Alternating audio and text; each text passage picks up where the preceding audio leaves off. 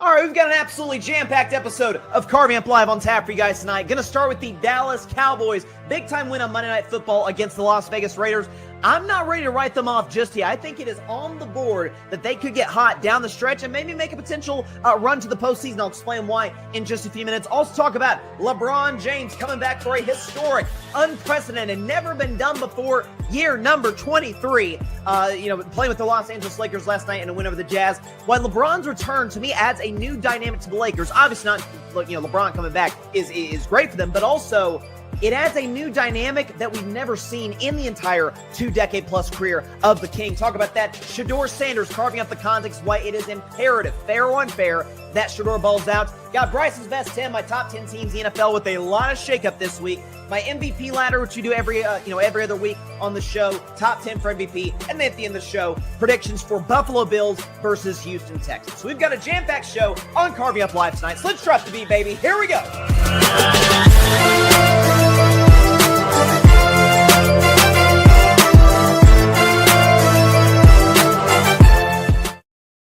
Good evening, everybody, and welcome to Carving Up Live right here on YouTube, as well as on Twitch, Facebook, X, and on Instagram. I am Bryson Carver. It is great to be with you on a Wednesday. And, I was thinking about, as I was prepping for my show, when is the last time, it just goes to show you how that the times are changing in the sports world. When is the last time that I have led a show talking about the Dallas Cowboys and LeBron James? Have those two subjects not been the money makers of all sports talk, radio, television, podcast, print? You talk Cowboys, you talk LeBron, you get numbers. People are interested. But we're going to be talking about both to start the show because Cowboys won on Monday Night Football. Talk about them in just a second. LeBron James, unprecedented, never been done before. 23rd season in the NBA, came back after an injury last night against the Utah Jazz for the Lakers. Talk about that. Again, the Shedeur Sanders stuff. Some context to provide because I think it's getting weirder and weirder, sort of the narratives on both sides of the Shedeur Sanders spectrum. The people that think he's no good, the people that think he's the second coming of Tom Brady. It's all over the place. I'm going to try and center it to a certain degree. And then Bryson's best 10 MVP ladder. I think a few names on my MVP ladder may surprise you guys. And matter of fact, some individuals who may or may not be on the list. We'll discuss that. Of course, predictions for Bills versus the Texans kick off week 12. We're already in week 12 of the season. The year's flown by. So let's go and get started. But first, let's go and talk about them. America's team, they won last night, or the other night, Monday night. How about them Cowboys? Yeah! Indeed, the Dallas Cowboys got back on the winning track to win 33-16 over the Las Vegas Raiders. And listen, I won't be as boisterous as I tend to be when discussing this particular player because let's keep it a buck. It was the Raiders who have won all of 2 games this season. But with that being said, I'm never going to miss an opportunity when he goes out there and balls out to not say his name from my mic to the whole world. Y'all know his name. Do me a favor, say it loud, and do me an even bigger favor and say it proud. Rain Dakota Prescott put up his numbers against the Las Vegas Raiders. Not 1, not 2, not 3, 4 touchdown passes. No pick. Should have had 5 touchdowns, by the way. CeeDee Lamb, who's had a bad case of the drops for the last few years. But 4 touchdown passes, no picks, 75% completion, 268 passing yards. Most of that he did in the first half. A $138 passer rating. That's phenomenal. And a QBR 0 to 100 of 86, which is sensational. So Dak was great. No surprise. He had 2 kind of off games. Didn't play very well against Denver. Wasn't good against Arizona. It was an opportunity for Dak to bounce back, do his thing. And, of course, he did that. Got off to a rough start. The 3 and outs when Pickens and CeeDee Lamb were benched. Talk about that in a second. And then the strip sack. It's like, oh, gosh, could this be another kind of bad day at the office for the Dallas Cowboys? They're coming back down to earth. And then from there on, it was complete domination. So, again, it's funny. This kind of ties me a little bit into the Shedeur Sanders story, which I'm going to talk about in a half hour. But the Cowboys, boy, they're about to take off. They're about to go on a run to the postseason. They may not lose until the postseason. Let's slow down on that. And there are folks that are completely dismissing it as if it's an impossibility. Oh, come on. They got to have a few teams ahead of them collapse. Like, we've seen that happen before. Never forget the Philadelphia Eagles in 2023. What did they start? 10-1, end up finishing 11-6, getting bounced in the first round. Like, it's happened. 11-0 Steelers, bouncing round 1, barely win the AFC North. Like, we've seen this happen in previous years in the NFL. So, Dallas, by the way, some of the teams they have ahead of them, they play us, such as a Detroit Lions team. They play Philadelphia this week. I'm here to tell you, by no means am I saying outright, bam, they're going to go on a run. I'm certainly also not saying, or what I am saying, I guess, at the end of the day is you would be very unwise to say that they can't, or that it is completely unlikely that they go on a run. You said, Bryson, they beat the Raiders. Correct. And Vegas is terrible. Again, we're actually going to touch on that a little bit in the Shedeur Sanders segment because that's who Shedeur Sanders plays this Sunday in his first NFL start. But a couple of things. Number one, when you have an offense that is this good, that is second in the NFL in points per game, averaging about 32 points per game, when you have a quarterback in Dak Prescott who, can we finally admit, guys, there's a lot of great quarterbacks in today's game. Don't get me wrong. He's indisputably one of the 10 best, obviously. I mean, we're 10 years in. The numbers, the wins, dominating the NFC East the way that he has, which has been a good division of the last few years, has had a Super Bowl champion for almost all of Dak's career, or at least has had a team that's recently won the Super Bowl all Dak's career in Philadelphia. Dak's a top 10 quarterback.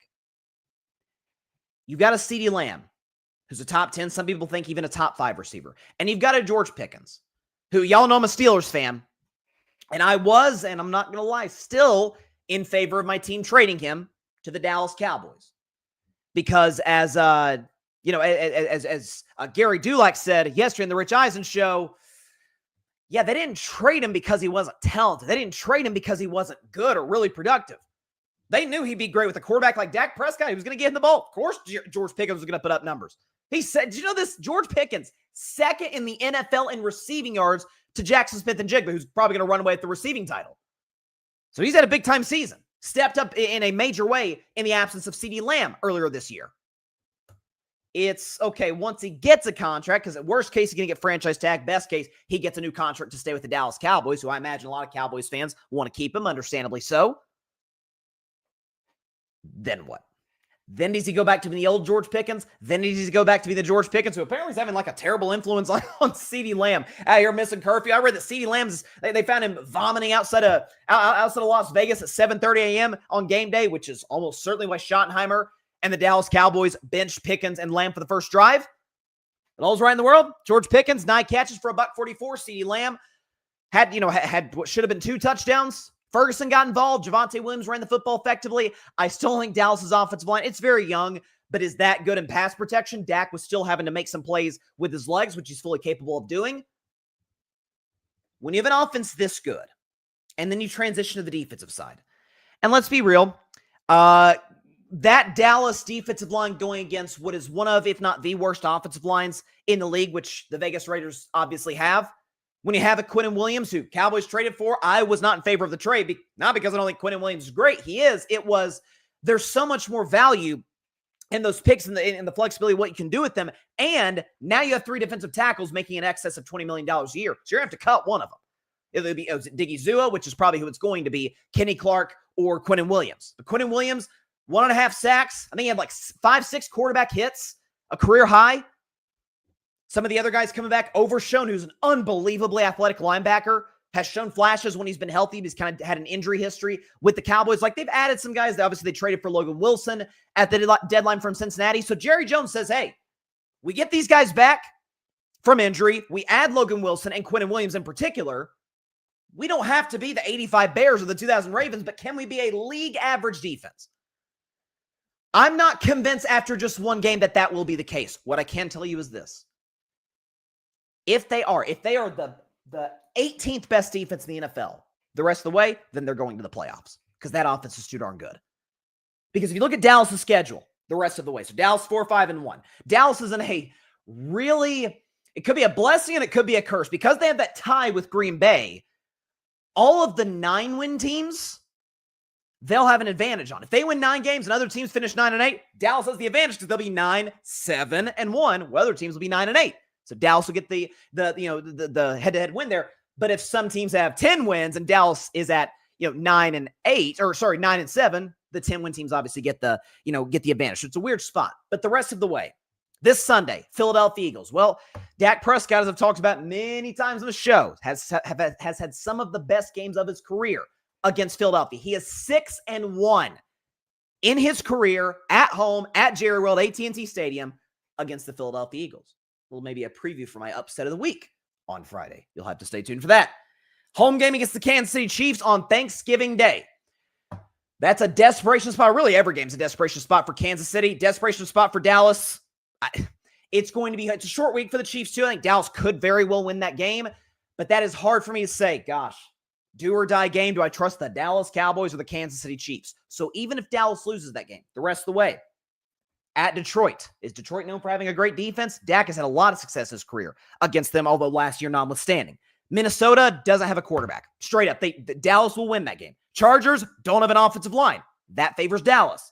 Then he's finished with Washington, the Giants. All of a sudden, you say, hey, if we can down the stretch of the season, go 6-1 the rest of the way, we're in. 10-6-1, that'll probably get you in the NFC. Why? Because of the NFC North, because of the NFC West. Those teams will just beat up on each other. The Bears and Packers and the Lions, I'm sure Minnesota will maybe hand one of those teams a loss in there. They're too well coached not to. Divisional familiarity. NFC West, same thing. You've got the Rams and the Seahawks and the Niners. Those teams are going to beat each other up a little bit. It's there. Dallas does not control their own destiny, but they don't necessarily have to, per se. To me, they only have room for error for one more loss. Because that tie could be a blessing or it could be a curse. Like, gosh, you'd really love to have that win. Because now you're sitting at 5-5. Okay, we're in this mix. Right? We're what would be at 2 games back of a playoff spot in mid-November? We're good. We got a shot. But I think it would be unwise to say that this team can't win. And Dak Prescott kind of talked about it after the game, like, why not us? Yeah, the confidence that these men have, the way that we played tonight, just the brotherhood. I said we've been tested, right? And our brother has been tested. And it's time for us to make something and answer that challenge and show the world what we're about and show the world our true brotherhood. And that's going to be honoring Marshawn with our effort and the way that we play each and every snap. And why not? And you heard him mention Marshawn. Of course, he was referring to the late Marshawn Nealon, who, of course, tragically took his own life a couple of weeks ago. So it's been a really, really tough 10 days for the Dallas Cowboys, the organization, teammates, obviously none more so than Marshawn Nealon's family. I also want to say this about Dak, because y'all know, anybody that's watched the show, I always say, I've got Dak's bobblehead right behind me. What is he? He's nodding in agreement. There you go. But I've always said this about Dak Prescott, and people know that watch the show that I'm a huge fan of the guy and have been for a decade plus. Is obviously there was no one questioning Dak's leadership because he's got a reputation for being one of the best in the NFL in that department. But if there were any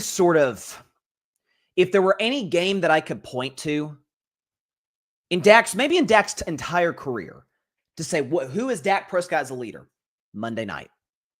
Before the game, obviously the Cowboys and the coaches wore him throughout the entire game with the T-shirts with Marshawn Nealon's face on them. And Dak gave an incredible pregame speech to his teammates in the huddle prior to them going to the locker room for the last time before the game started. And then just all throughout, like all the emotion, all of the, we're gonna play harder for Marshawn. Where he talks about Marshawn's saying was one love. We're gonna play with one love, run harder to the football, play the game that he loved to play, and play and able to be able to honor his memory. And Dak, even after the game, was talking to Scott Van Pelt, who's as consummate professional as there is in the business.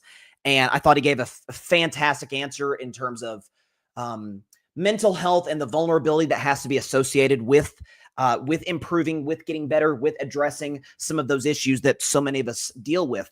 And I just thought, obviously Dak played really well. But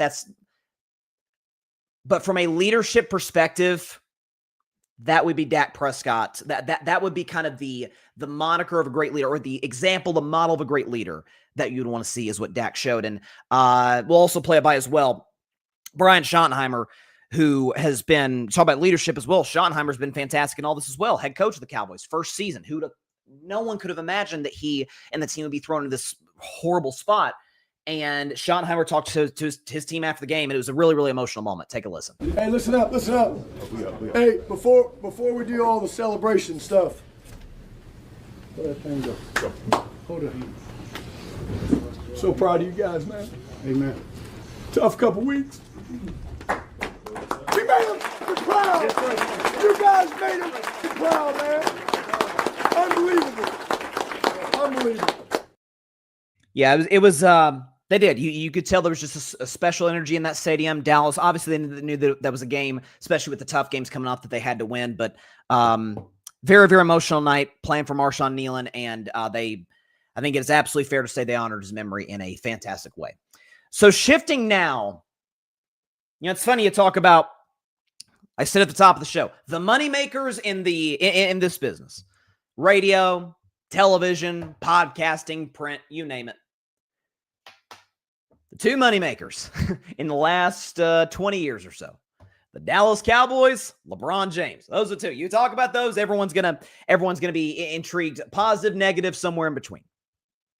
So LeBron James made his season debut with the Los Angeles Lakers, and in doing so, he made NBA history. Became the first player in the 80-year history of the National Basketball Association to play his 23rd season. I think only Vince Carter, who retired about 5 years ago, had gotten to 22. LeBron gets to 23, which is fitting because he's worn 23 for the majority of his career. And if we can show LeBron's stat line against the Utah Jazz, pretty darn solid.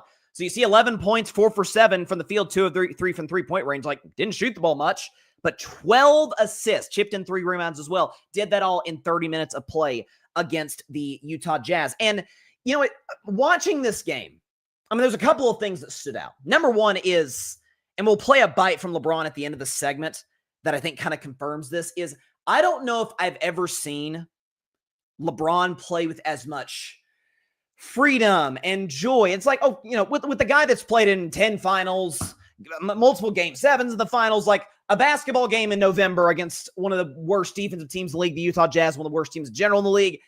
It's not like the guy's gonna be like nervous or something, of course. But there just seemed to be just his body language. He was out there smiling on the court, and that's not, LeBron tends to be very much a head down, not like Westbrook where he's like rigid, but very much focused, locked in the moment, tunnel vision. It's not a knock on LeBron because I love the guy, but it's one of the things that draws me so much to Steph Curry. Steph will, he'll be laughing. He might be talking trash. Last night against the Orlando Magic, he was faking he was making fun of a pump fake by Jalen Suggs. Like, Steph's just having a blast out there. We've seen players and athletes like that. That's not necessarily a LeBron gets going per se. And so to see that last night, it was kind of cool to see. I've said many times on the show, in any industry, it is really awesome to see somebody that does what they love and you can see it. It really, really is. And so that was cool from LeBron. And I think a lot of that was two things. The second of which I'll kind of dive into. The first of which is, I'm back. Playing my first game of the season. This is obviously the history aspect of it, 23 years in the NBA, but also I'm a basketball player. Like, I've been doing this for 23 years in the NBA. As LeBron said afterwards, I've been doing this since I was 9 years old. Like, I love the game. And I just think him being out there after missing opening night, and we'll play a soundbite from LeBron that kind of confirmed this after the game, but there was a joy that came with that. The second reason I think there was so much of not even that much of a difference per se, but you could tell there was something about LeBron that didn't resemble teams of LeBron's past. Heck, Lakers teams of LeBron's past. The majority of LeBron's prime, Cleveland, Miami. The end of his prime with the Lakers, and then what we've seen since, which has still been pretty darn good, is that, remember in 2020, after the Lakers won the finals in the bubble, season starts just 2 months later. I remember they had a game a few days before Christmas against the LA Clippers. They revealed the banner, the whole thing, in front of an empty arena. And the whole narrative, the whole expectation coming into that 2020-2021 season for the Lakers was, okay, LeBron's still great. Anthony Davis, he's going to be the next great Lakers big. It's his time to shine. LeBron was the best player, could have won MVP the year prior, got us to the finals, won a championship, unprecedented circumstance of the bubble. He's still going to be great. It's Anthony Davis' time to carry the torch. AD at that point was going into year, I think, 8 as an active player in the NBA. LeBron James was going into year 18. So it was like the torch was going to be passed. And Anthony Davis comes to camp totally out of shape. And I can just imagine, LeBron and AD were close, clutch sports, Rich Paul, all that. But I can just imagine LeBron shows up at Laker camp. And, it was during the pandemic. It's not like there was much to do anyway, right? I can imagine he just looks over across the court. He's like, so I'm year 18, 37, 38 years old, whatever he was. I'm still going to have to carry this team, huh? That's okay. All right. So it's my team, and AD is going to be Robin, I guess. That's how it's going to go. And year after year, they're waiting for AD to take the mantle, and he just doesn't, because that's not in AD's, psychological identity as a basketball player. It's not. For the first time, maybe in his basketball life, LeBron enters a season knowing he's not player number one, he's not option number one, and knowing he does not have to be option number one. Because when you got Luka Doncic, full off season, in shape, you saw Luka last night. What do you have? 37 points. You've seen Luka over the course of the season. He's looked fantastic. Very much along, up there with Shea and Jokic as MVP contenders, per usual. It's kind of the three we expected it would be, right? Along with Giannis. Now that he's in shape, now that it is officially, he signed the extension, he's a Laker. The Dallas trade, that's over. He's a Laker for, presumably, if Lakers fans hope this will be the case, for the rest of his prime. I could be able to ride off in the sunset and score. Like, LeBron's going to take more than seven shots. A lot of that was play 30 minutes. Jazz are a bad defensive team, kind of feeling out the game. We talk about game ones over the course of LeBron's career. Like, he tended to always lose game ones in the conference or NBA finals because he was a feel-out game. It was kind of like Belichick and Brady in the first quarter of Super Bowls, right? It's a feel-out process. I feel like that's kind of what it was for LeBron last night. Because he could have scored 25 if he wanted to, but feel out the game and find a new role. Is that part of the things that have hurt Luka Doncic teams in the past, as great as he is, as all-time gifted of an offensive talent as he is, there's no question about it, the ball does tend to be kind of stagnant when he's the center of the offense. It's part of that's because he's so darn great and can get almost any shot that he wants, but it doesn't necessarily keep the defense guessing, right? The other team on the other end can kind of get a breather. Your teammates, the other four guys on the floor, can't necessarily get going. That's why Jalen Brunson was never quite able to get to his peak in terms of his productivity, because he's also a ball-dominant player. So's Luka. Like, they worked, but Jalen was always better without Luka than with him. And you see Jalen's crushing it with the Knicks. Luka's still one of the three best players in basketball. LeBron knows, well, I can be the guy to get the ball hopping. I can play off ball. People are like, well, LeBron's never been good off the ball. By the way, I've always said that on the show. Like, that's kind of when LeBron's only offensive weakness, can't play that well off the ball. Is some of that because outside of Kyrie Irving in Cleveland, and that was only for, 3 years, LeBron's kind of always had to be on the ball making all of the decisions. And even still, Kyrie would, as great of a shooter as he is, they would play him off the ball on the wing and have LeBron control the offense. Kyrie wasn't as close to a true traditional point guard as LeBron was in Cleveland. Well, now he can be that with the Los Angeles Lakers. You saw last night, and again, it's kind of like talking about the Cowboys with the Raiders. It is the Jazz. They are the worst defensive team in basketball. We get that. But popping the ball around, getting it moving, again, it's not like Golden State Warriors or prime San Antonio Spurs-esque, but ball's moving. It's not stagnant. Luka's getting his shots. LeBron's distributing to Austin Reeves and some of the other guys have got with the Lakers. Now, I still believe the biggest weakness of this basketball team when it's all said and done, or at least the biggest scapegoat for this team, will be DeAndre Ayton / lack of size, because Ayton's not really a true traditional big, not a guy who's just going to all the time consistently, get double-digit rebounds every single night. Not effort level always has kind of been a question of his. He's not a rim protector whatsoever. Like, the Lakers need to address their lack of depth at the big position some point before the trade deadline with Rob Pelinka. But I said after the Lakers lost opening night to my Warriors, I came on the show the next day. And obviously I knew, LeBron didn't play in that game. I came on the show the next day and I said, Luka's going to be amazing. Luka was my preseason pick for MVP. Austin Reeves has had an excellent season thus far. JJ Redick, as I thought he did last year, is going to get the absolute most out of this group that he can. He is a floor raiser, for a team like the Lakers that doesn't have as much shooting as would be preferred outside of a guy like LaRavia and Austin Reeves and guys like that. I don't think they're contenders.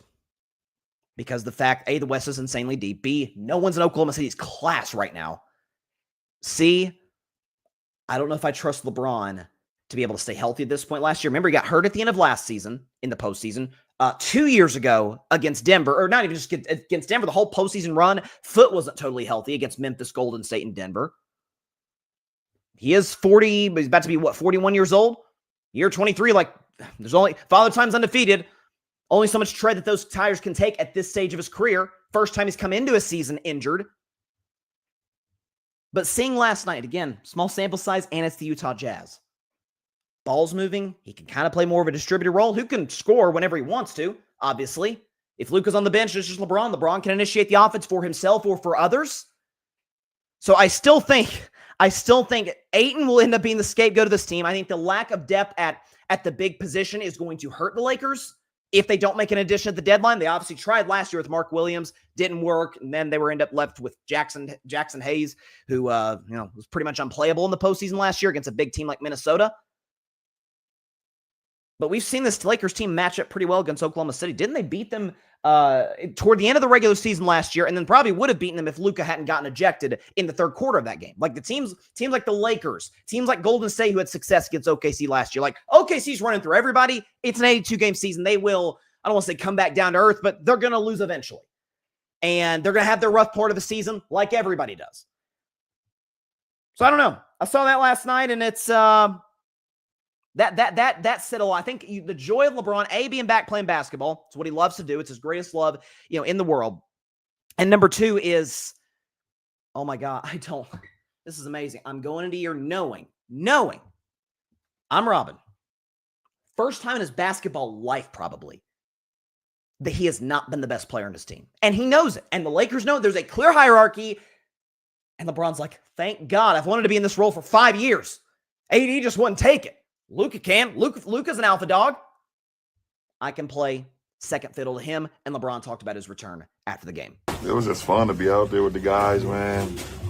Like I said, it's been rough, like mentally for me. Like it's the first time I've started a basketball season and not played since I've started playing basketball. Like 9 years old, I've never missed the beginning of a basketball season.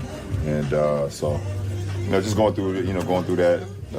Physically, emotionally, spiritually, and everything, just tested me, and just keeping my head down, with the work, and then keeping my head up with faith, and it's gotten me to this point today, and it's just great.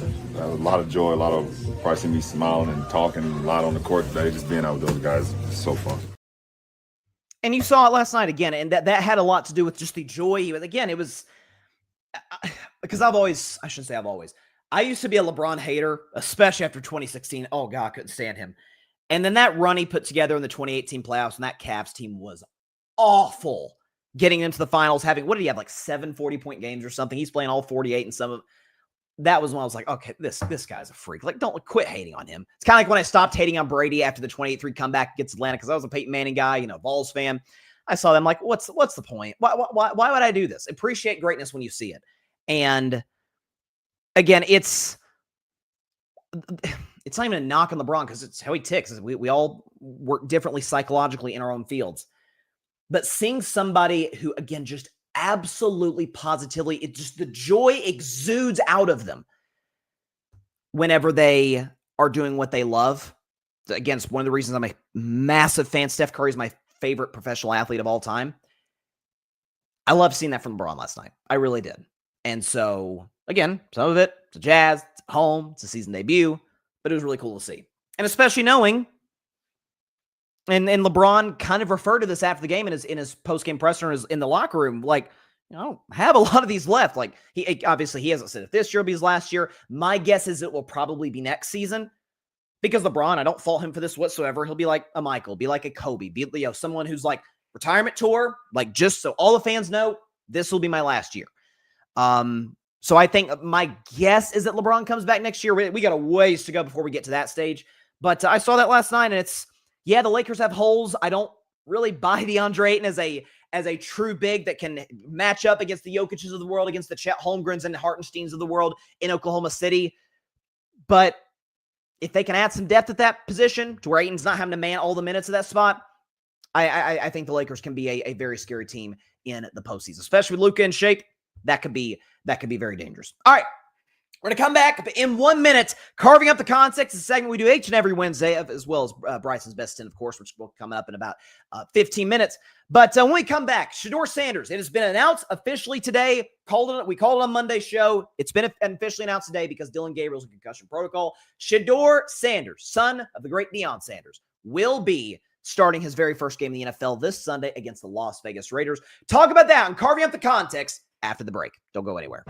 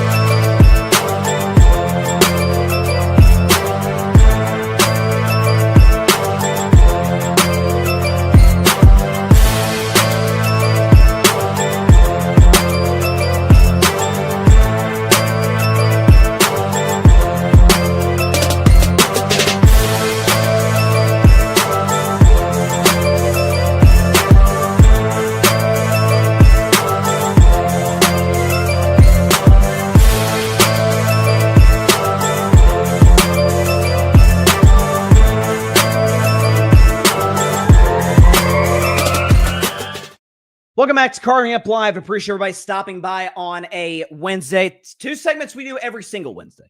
It is Carving Up the Context, and it is Bryson's Best 10. Bryson's Best 10, my top 10 teams in the NFL, coming up in about 10 to 15 minutes, as well as a segment I've introduced to the show this year. Did it on the anniversary episode of Carving Up Live last month. Going to do it every other week. Well, this is that every other week. Bryson's MVP ladder that comes up right after Bryson's Best 10, and then predictions for Bills versus Texans. But first, Carving Up the Context. Again, we look into a story.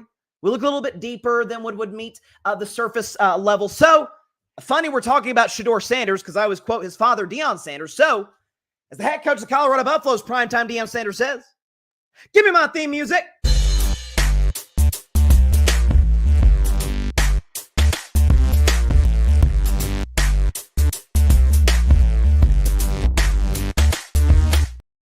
On this week's edition of Carving Up the Context, wanted to talk about Shedeur Sanders, who is going to be making the very first start of his career this Sunday in Vegas against the Raiders. So, first of all, a little bit of a pat on the back, a little bit. I can admit when I'm wrong, but when I'm right, I will not hesitate to scream it to the roof, scream it from the rooftops.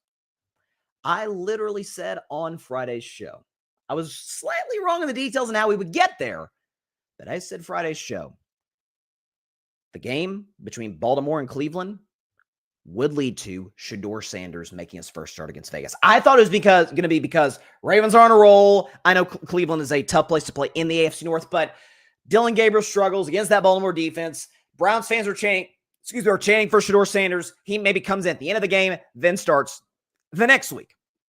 Turns out it was an injury to Dillon Gabriel that led to Shedeur appearing in the second half against the Ravens and then making his first start of his career this Sunday against the Vegas Raiders. So much of this Shedeur Sanders story for me, I would almost liken it to, and this is going to sound weird, but just follow me here.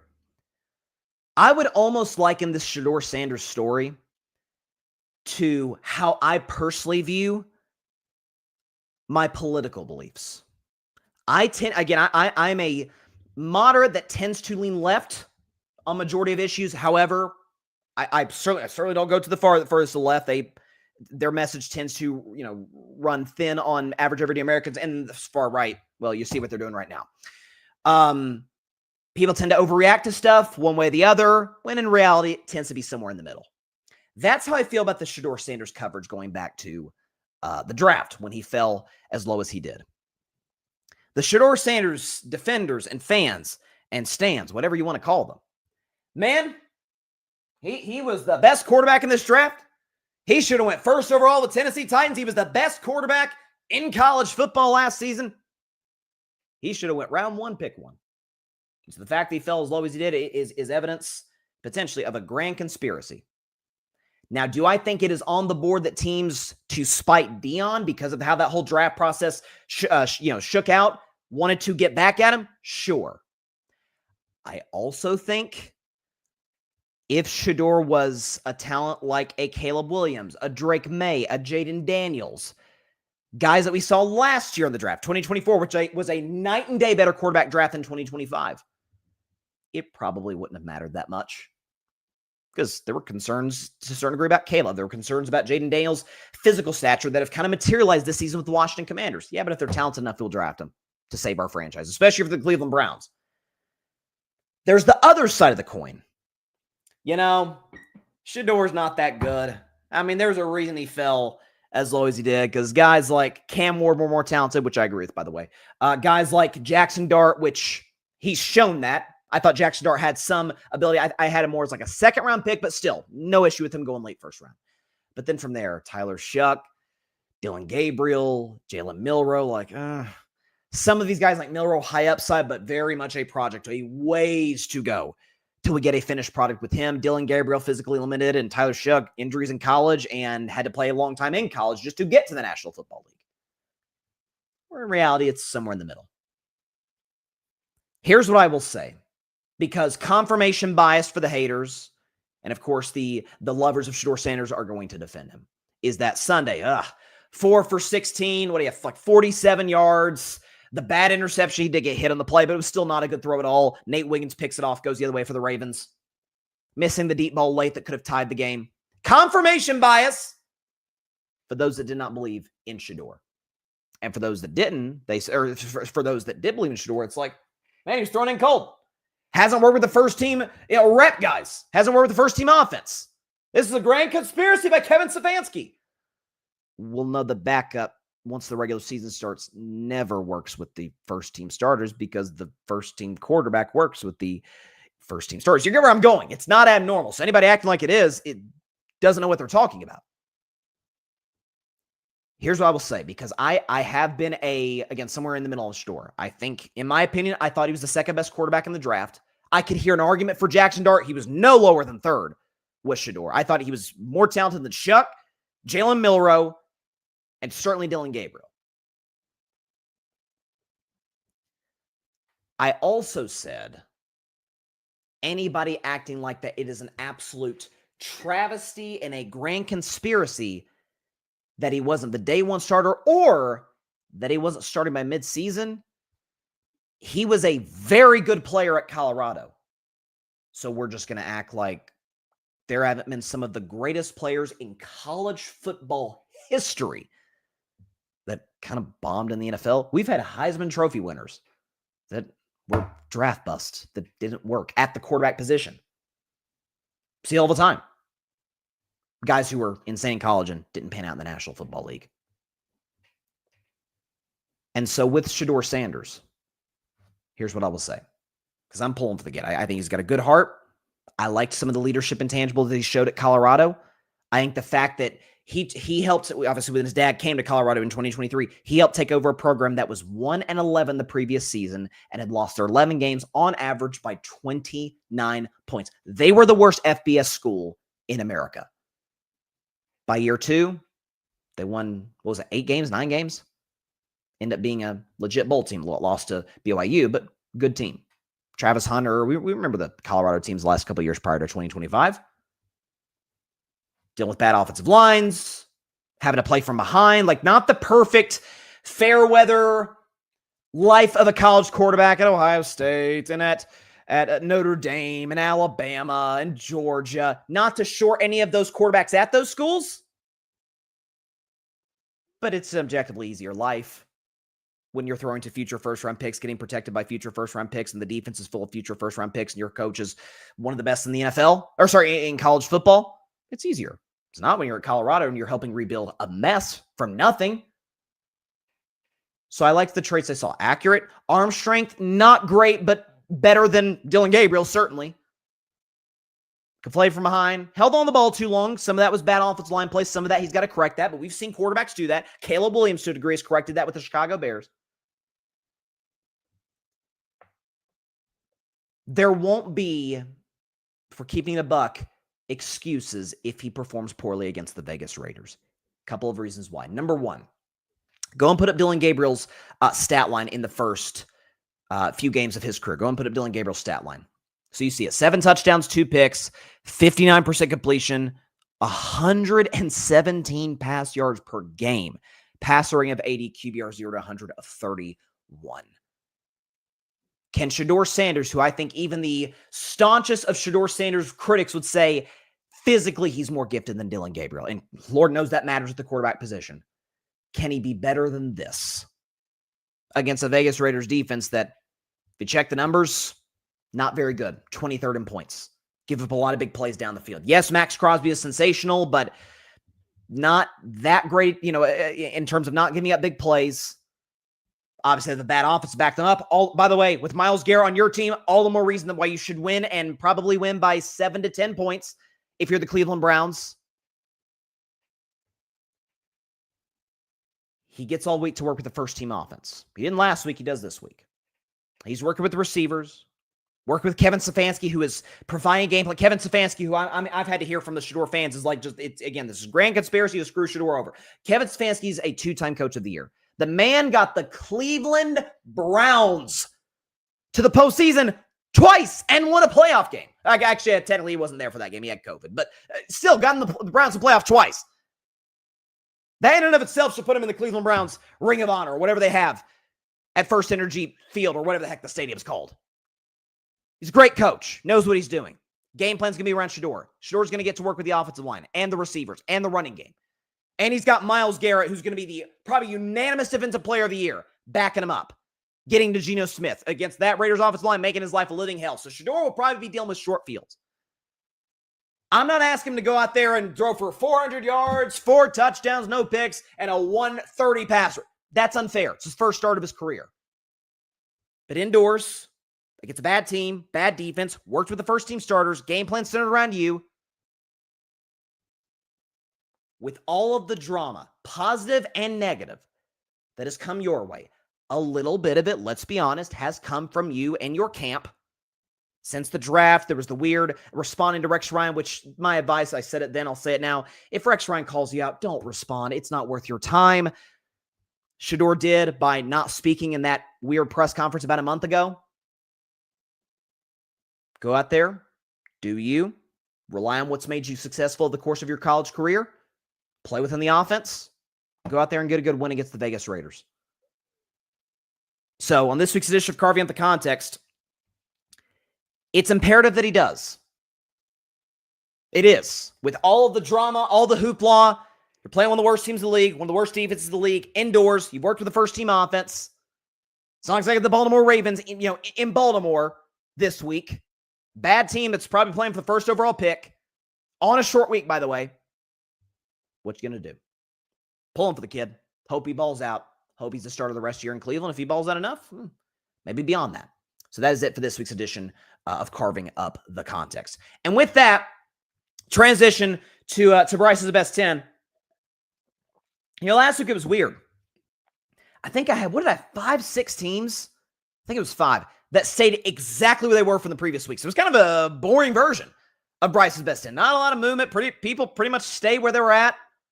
This week, not the case. We had some upsets. We had some teams that have been in Bryson's Best 10 and were out and came back.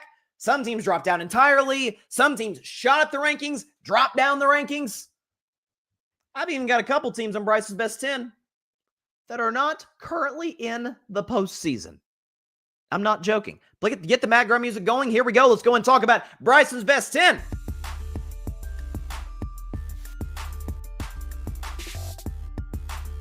Okay, we will start at number 10, the 10th best team in the National Football League, dropping 3 spots from last week. It is the Baltimore Ravens. The Ravens are the 10th best team in the National Football League, and here is why. So a Ravens fan or defender or whatever would say, hey, man, on the road at Cleveland, this is a team that has kind of given Baltimore some trouble over the years. It's the first time that the Ravens have swept the Browns in like 5 seasons, which is kind of hard to believe given how much better Baltimore has run than the Cleveland Browns, but still. Lamar Jackson didn't play terribly well. I mean, he did. If not for a Mark Andrews fake tush push running at the distance for a touchdown, if not for Shedeur Sanders cold off the bench, inexperienced, throwing a pick to Nate Wiggins, the Ravens might very well lose that game. And so, that's okay, they could have been 4-6 and 2 games back of the Pittsburgh Steelers. Not out of the division race by any stretch, but that could have been a concern. With that being said, if you look at Baltimore over the course of the last few weeks, so really since Lamar Jackson has come back from injury, it's okay, that defense maybe is showing some signs of recovery, right? So they give up 16 against the Chicago Bears in this 4-game winning streak, 16 to the Bears, 6 to the Dolphins. Miami has had some success offensively, 19 to the Vikings, 16 to the Browns. So some of these are struggling offenses. Some of these are teams with limited quarterbacks, but you've shown progression. You're not giving up 40 to the Houston Texans, which have an anemic offense. That's not an issue. Lamar Jackson's got to be better. I think he will be better. He's tended at times to struggle against the Cleveland Browns in his career. Cleveland's got a great defense. We'll see what Baltimore does moving forward. Listen, I hope my Steelers win the division. Do I think they are? Got to be honest. Hold me to it. I really don't. I think Lamar Jackson's going to run us down. The Ravens are the 10th best team in the National Football League. At number 9, I told y'all 2 non-playoff teams were in the top 10. I'm going by the eye test. Dropping 4 spots from last week, it is the Kansas City Chiefs. The Chiefs are the 9th best team in the National Football League, and here's why. So listen, the thing with Kansas City is this. This is a do-or-die game on Sunday against the Indianapolis Colts, who, spoiler alert, are on this list, of course. They lose this game in Indianapolis to fall to 5-6. Y'all know my rule on the show. There's another team that's going to be, potentially face this. You lose 3 games in a row, I'm out. I'm out and use a playoff team. I am out and use a playoff contender or as a Super Bowl contender. You lose once, it's the NFL. Happens. Lose another game, you're on a little bit of a skid. if you lose again, knowing we got to get this game, we got to get out of this rut that we're in, and you still lose, you're out. I cannot consider you a team that is going to win 4 consecutive playoff games. If you're Kansas City, the irony will show the numbers. This is why I defended them as much as I did last year. Winning is an art. They are better by the numbers this year than they were a year ago. The numbers would show it. Average more points through the first 10 games. Average more points. Average less points given up by the defense. Way better point differential. Last year, through 10 games, plus 49. This year, plus 73. The difference, of course, you see it right there. 7-0 last year through the first 10 in one-score games. This year, 0-5. Whether it's Patrick Mahomes not being able to convert on a big drive like against the Denver Broncos or the Buffalo Bills, whether it's Chris Jones kind of blowing it on defense against the Chargers or against the Jaguars, whether it's Mahomes missing deep balls against Philadelphia, whatever the case may be, or Travis Kelce dropping a big ball that ends up going the other way for an interception for the Eagles. All of the big playmakers for Kansas City who did make all the clutch plays a season ago and throughout their dynasty are not doing that this year. Season's on the line. As far as me continuing a Super Bowl contender, season's on the line against the Colts at home at Arrowhead. We'll see what the Kansas City Chiefs are made of. If anything would show us that, the adversity that they faced in the past, they've done pretty well against that. My belief in Patrick Mahomes, it's on its last leg. For this year, not in general. For this year. You lose to Indianapolis, I'm out on the Kansas City Chiefs. They, respect to them in their dynasty, and the upside they've shown this year offensively, they are the 9th best team in the National Football League. At number 8, team that Kansas City's beaten twice in the Super Bowl, back in Bryson's best 10 after a few weeks off, it is the San Francisco 49ers. The Niners are the 8th best team in the National Football League, and here is why. So with San Francisco, it is, I've said it over and over. Kyle Shanahan, we talk about Steichen and Vrabel and Ben Johnson as Coach of the Year candidates. Please put Kyle Shanahan in that mix. Okay, this is a guy that prior to Sunday had Mac Jones start every game but 2. Mac Jones was cast off of by the Patriots for good reason. Cast off by the Jaguars for good reason. Physically limited, noodle arm, accuracy hit or miss, and Lord knows, dirtiest quarterback in NFL history. And this man got them to 6-4 record when Brock Purdy came back from injury. So, this is this is A+ coaching by Kyle Shanahan. Missing the weapons that they missed, well, guess what? Those weapons are back. Juwan Jennings has been back. George Kittle has been back, but didn't really. And then Sunday against Arizona, okay, there's prime George Kittle. There's one of, if not the best tight end in football, showing what he can do. Ricky Pearsall's back. You'll see him start to slowly get in the mix as well. And Christian McCaffrey, quite simply, you'll see him on Bryson's MVP ladder, has been nothing short of sensational. He's going to lead the NFL in total yards, total touches. He's been unbelievable. And Robert Saleh doing what he's done, both coaches. Shanahan on offense, Saleh on defense. No Nick Bosa, no Fred Warner, who I think is the best linebacker of this generation. And they're still getting the job done. They're still playing excellent complementary football. The Niners team is scary. Now that they're healthy, do I trust Brock Purdy against good teams I'm trailing? The numbers would tell me, heck no. But playing with the lead, playing within the system, he can be effective. The Niners are the 8th best team in the National Football League. At number 7, going up one spot from last week, it is the Indianapolis Colts. The Colts are the 7th best team in the National Football League, and here's why. So with Indianapolis, they actually move up even though they were coming off a bye, which bodes well for them potentially this week against the Chiefs, is that you're seeing some cracks in the armor with Daniel Jones. You're seeing the fact, really struggling against Pittsburgh, had some bad moments against Atlanta, although, to his credit, came up clutch in the end in the fourth quarter and in overtime. Jonathan Taylor, who is without question in the MVP race of his own, maybe he could potentially tie or break LaDainian Tomlinson's single-season touchdown record. Time will tell in that regard. I also have questions about this Colts D-line in the sense that DeForest Buckner, he's on IR. That's a question. Sauce Gardner has the nickname is cooler than the player. Because the player has gotten away with holding calls over the years. This year, that's not been the case. So that's got burnt a couple of times against Atlanta. Michael Penix, God bless him, hope he heals up soon, was not able to expose that. So Sauce Gardner, not a guy you necessarily want to give up first-round picks for. But I think they're well coached. Shane Steichen on the offensive side of the ball. Lunarumo on the defensive side of the ball. Once they get Buckner back, they'll be set on that side, of the football. And offensively, Alec Pierce, Michael Pittman, Tyler Warren, who I loved at the draft. Good O-line, well-rounded Colts team, can win a playoff game, maybe 2. They are the 7th best team in the National Football League. They've been off and on the list, back and forth, as high as, I think, number 4. as low as out of the rankings entirely. They're back this week after a week absence. At number 6, it is the Buffalo Bills. The Bills are the 6th best team in the National Football League, and here's why. So, I got to be honest. Part of me said that there's a part of me that said, Bryce, you got to lower Buffalo just a little bit. Because do I think they're that great of a team per se? I think they have a great O-line. I think James Cook is great. Aside from that, defense is kind of terrible. I mean, they are tied for the most 30-yard rush touchdown given up in NFL history. They've given up 6 of those. Some kid named Sean Tucker for the Tampa Bay Buccaneers goes off on them. Tampa rushes for 200. Right? They need Josh Allen to have not 1, not 2, not 3, not 4, not 5, but 6 touchdowns in the game, 3 passing, 3 rushing, just to win at home against the Buffalo Bills. But Josh Allen is a transformative talent. I said it on Monday's show, clips on social media. You can check it out on the channel and on all social media platforms, is that we have never seen a guy size of Big Ben, mobility of Michael Vick. That's not fair. It's just not fair. Arm strength of John Elway. I mean, we've never seen a quarterback talent quite like this. I don't think he's the greatest quarterback talent. I think that'd be Aaron Rodgers and Mahomes, 1 and 2. Elway for me would be number 3. Josh Allen would be number 4. I mean, what this guy, at his best, he's as dangerous to players there have been in NFL history. Now, he can be a little inconsistent, which is why I don't quite put him to the level all-time talent-wise as Rodgers, Mahomes, Elway. But the guy's magic. The guy is absolutely carrying this offense, and it's the reason I picked him to win MVP, to go back-to-back before the season. We'll see if that materializes. It's going to need to if the Bills want to remain contenders. They are the 6th best team in the National Football League.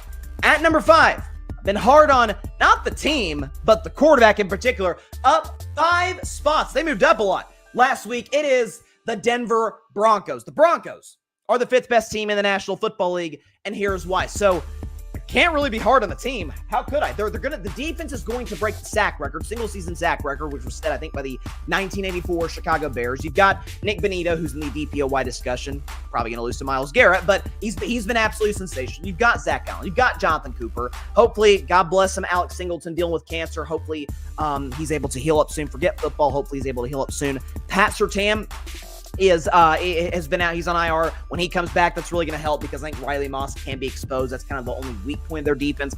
I've been saying it for years in this show, going back to when he was in San Fran, I love Talanoa Hufanga. That's my guy. When he's healthy, one of the best instinctual, hard-hitting safeties in the NFL. Vance Joseph's done a great job on the defensive side. That's not my question with Denver.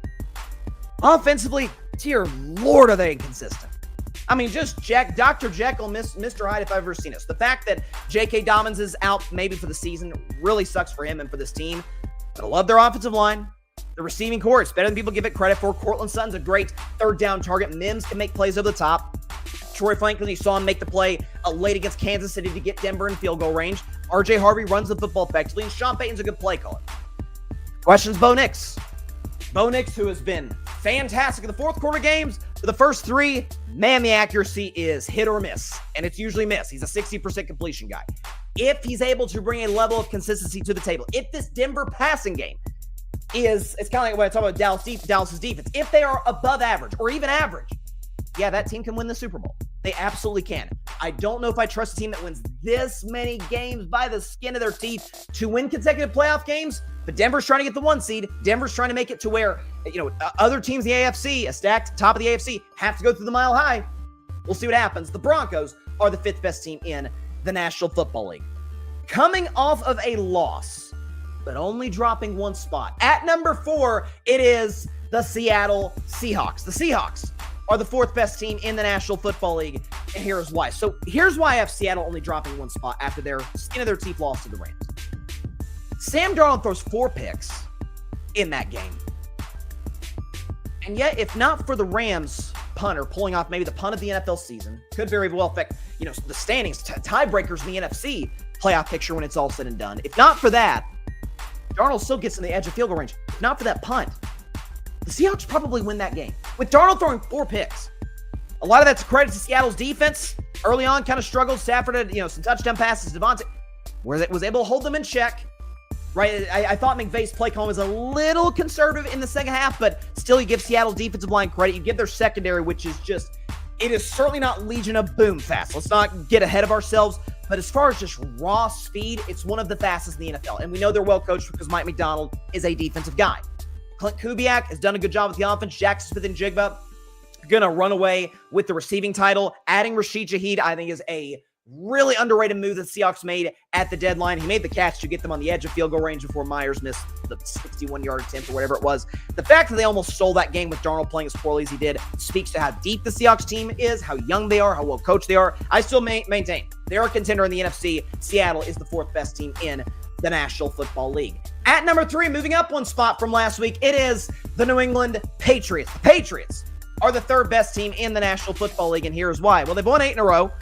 They're going to be the 1 seed. I'm calling it right now. Knock on wood, everyone stays healthy, in particular Drake May. They're going to be the top seed in the AFC. Schedule's easy down the stretch, and that is scary. When you consider a team that is top 10 in both all the offensive stats, all the defensive stats, scoring offense, scoring defense, that's terrifying.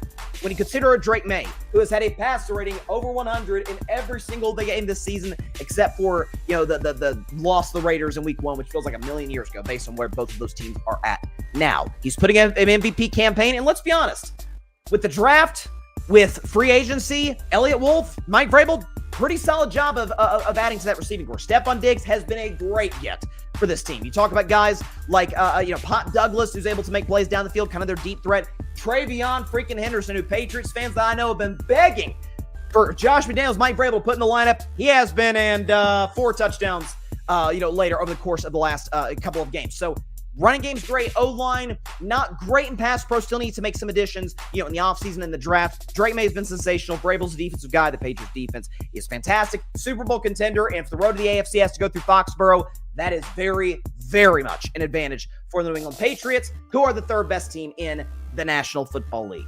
At number 2, staying with it, they've been at the spot for a few weeks now. They've been consistent. It is the Los Angeles Rams. The Rams are the second best team in the National Football League, and here's why. So you probably by this point, if you watch the whole segment, know who's number 1.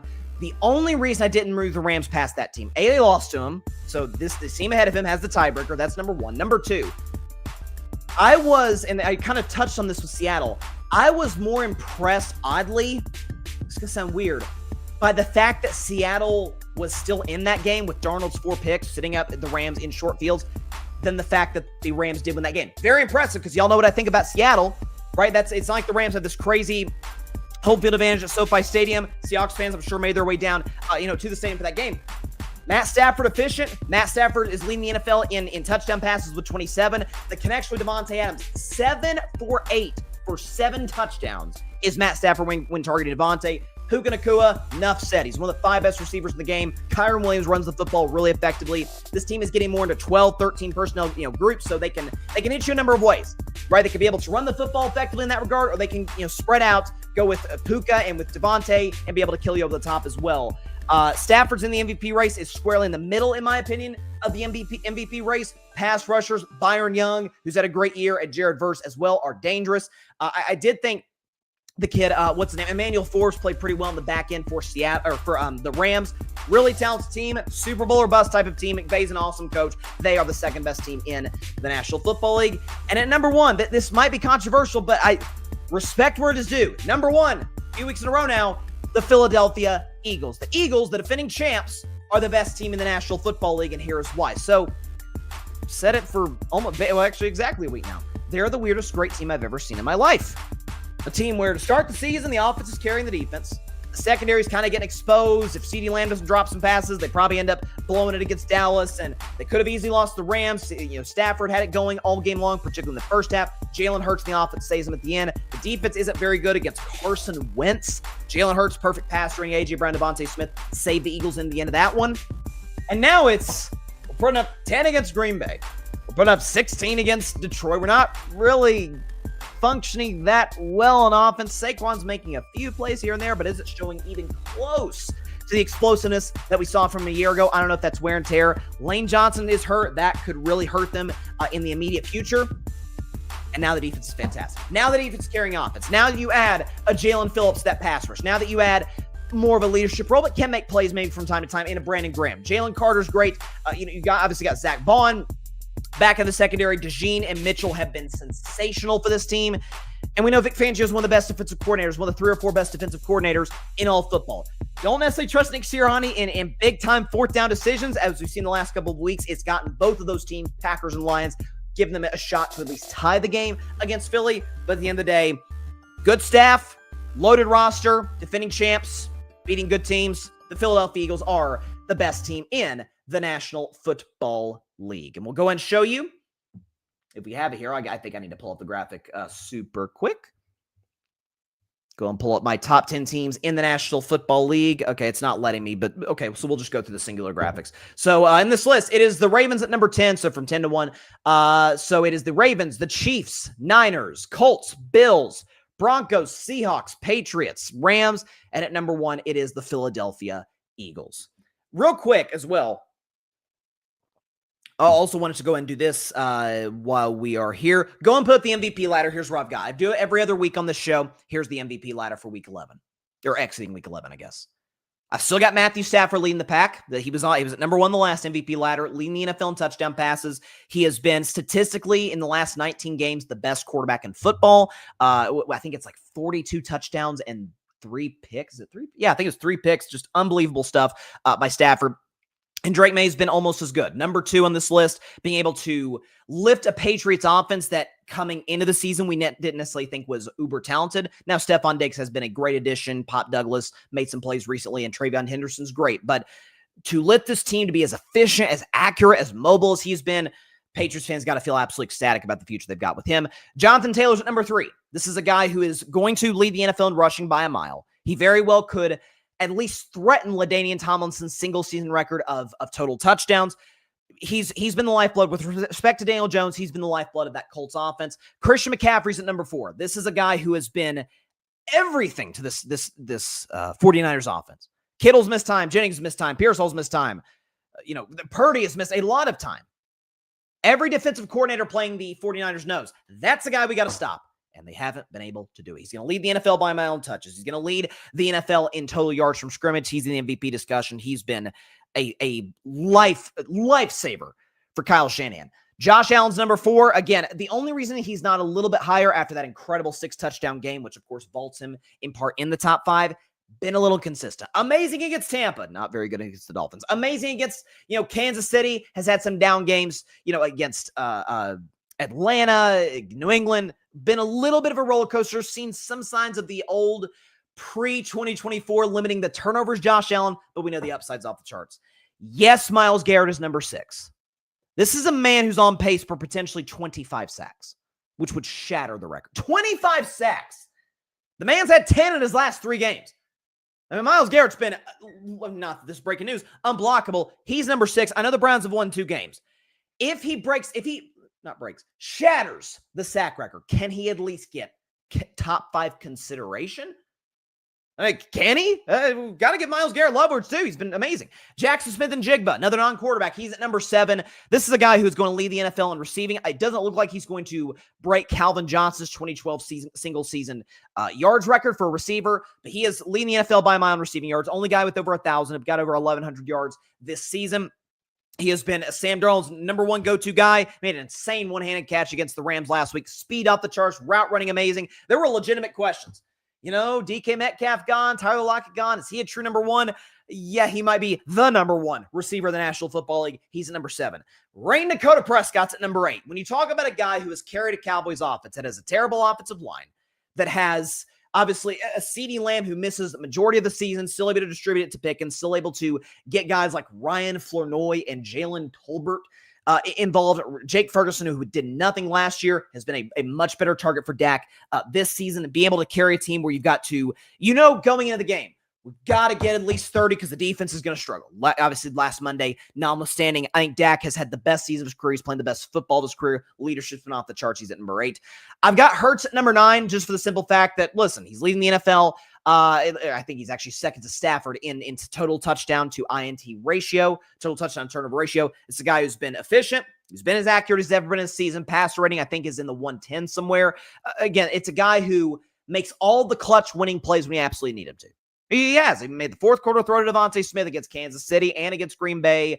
The perfect pass rating against a Brian Flores coached Vikings defense. The comeback against the Rams. Being able to make plays against Dallas when Saquon isn't going and that's another thing. Saquon has not had it going this year, and Jalen Hurts still has the Eagles with the best record in the NFC. Hasn't been great the last couple of weeks. That's why he's at number 9. But look out for him as kind of a dark horse.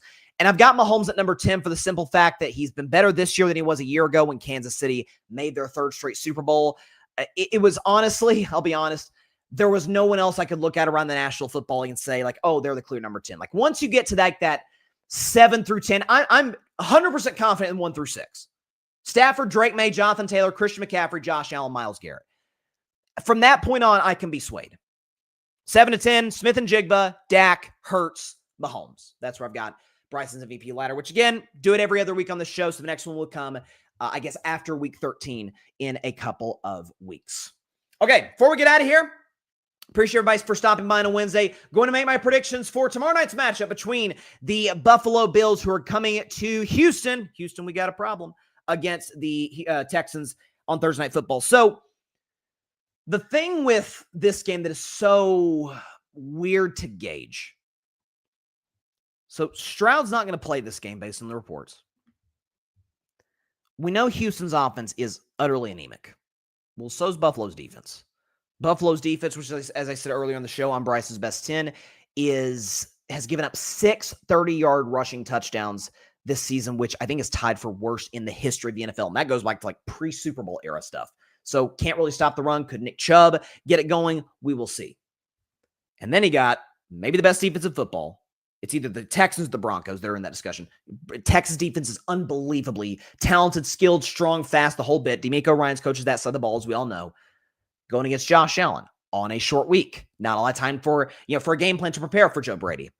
So I'll be honest. I don't know if this would make the if I were a betting man group, if this game were on a Sunday, but I love Houston +6. I'll take Buffalo to win 24-21. I think it's a close game. It's the classic strength versus strength, weakness versus weakness game. Bills offense versus Texans defense, and then Texans offense versus Bills defense. Strength on strength, weakness on weakness. I think at the end of the day, tiebreaker tends to go with the team with the better quarterback. Obviously, Josh Allen over Davis Mills.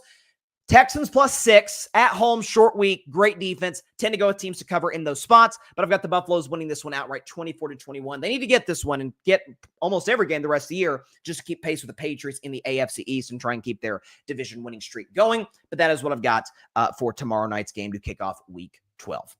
All right, that is all the time in for today's show. Appreciate everybody stopping by, as always. Be sure to catch Carving Up Live on Friday. We will not be live. It'll be a pre-recorded show, but still, check it out at 6 p.m. Eastern, 3 p.m. Pacific time, right here on YouTube, as well as on Twitch, on X, on Instagram, Facebook. Basically, every social media platform, you can find us there. So we appreciate you tuning in. By the way, be sure to go check out the Grid Network. That is GRYD, the Grid Podcast Network, right here on YouTube, as well as any and everywhere that you get your favorite podcasts. I'm on there. We've got some amazing content creators on there as well. So check it out. Apple Podcasts, Spotify, any and everywhere that you get your favorite podcasts. Of course, be sure to subscribe to Carving Up Live right down there. If you're on the YouTube channel, go and hit that big red subscribe button. It helps the channel grow exponentially. If you're not on the YouTube channel, go and hop over right now. It'll take you, 30 seconds? Hit the subscribe button. Follow me on all social media platforms down there. IG, X, TikTok. TikTok page is growing, so definitely be sure to check that out as well. And, of course, subscribe to the YouTube channels. If I can get my finger in the right direction. There we go. Right? There we go. It's weird when it's going in the opposite, the camera angles. But, yeah, subscribe to my YouTube channel, Carving Up with Bryson Carver. Subscribe to the Grid Network, which my show airs on as well here on YouTube. Have a great week, everybody. We will see you on Friday. Stay safe out there. God bless y'all. Peace out. Man, NBA, can you stop screwing over the Warriors and schedules? Dang. Thanks so much for watching the show on YouTube, and be sure to go click that big red subscribe button and check out the other clips and full shows from Carving It Up Live, as well as our other incredible content creators here on the Grid Network.